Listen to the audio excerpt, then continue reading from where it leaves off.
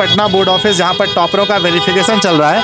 अभी एक लड़की का वेरिफिकेशन पूरा हुआ है, चलिए हम उनसे जानते हैं कि वेरिफिकेशन कैसा रहा, ताकि जो बच्चे कल आने वाले हैं 20 मार्च को, उनके लिए सफ़र आसान हो जाए।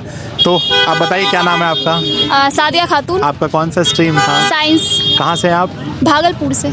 आप एक्सपीरियंस बताइए कि टॉपर वेरिफिकेशन में जाने से पहले का और वहाँ से आने के बाद का, बताइए कैसा था? जाने से पहले तो बहुत डर लग रहा था, कैसे टीचर क्या पूछेंगे, लेकिन जब अंदर गई तो सारे टीचर बहुत फ्रेंडली थे। सबसे पहले टीचर ये बोले कि घबराना नहीं है, अच्छे से जवाब देना है, जिसका पता है अच्छे जवाब दो। हाँ, तो उसके बाद निकलने के बाद कैसा लग रहा है? बहुत अच्छा, मतलब आसान प्रोसेस है? हाँ बहुत आसान है, बहुत आसान। चलिए, तो बच्चों पहले मैं बता देना चाहता हूँ जो भी बच्चे कल आने वाले हैं उनको, कि जैसा कि सादिया ने बताया कि भाई जाने से पहले बहुत घबराहट हो रही थी कि पता नहीं इंटरव्यू कैसा जाएगा, अंदर टीचर कैसे होंगे, पर बहुत ही नॉर्मल है। तो आप लोग कल आइए, कोई इशू नहीं है। अब चलते हैं, आप मुझे ये बताइए कि आपका जो वहाँ जो टॉपर वेरिफिकेशन हुआ उसमें क्या क्या पूछा गया, सब्जेक्ट वाइज अगर आपको याद हो तो।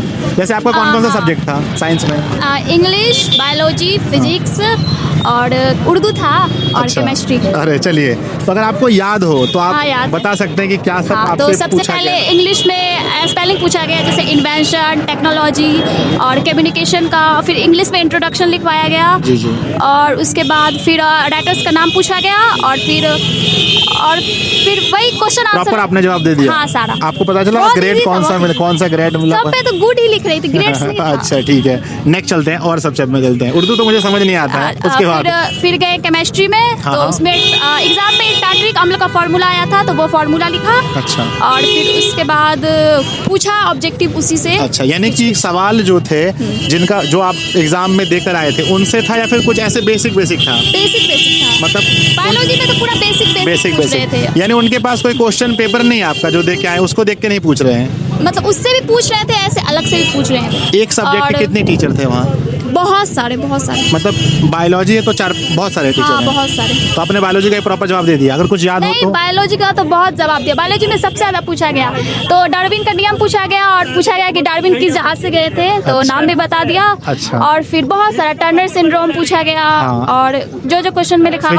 फिजिक्स याद हो? फिजिक्स में आवर्धन और आवर्धन क्षमता में अंतर, जो कि एग्जाम में आया था, वही अच्छा, वही एग्जाम में लिखवाए आया था। सर। और फिर विद्युत फ्लक्स पूछे। अच्छा, लिखवा के विद्युत क्षेत्र की तीव्रता कौन सी राशि है, तो वो भी बताया मैंने। अच्छा, बता दिए।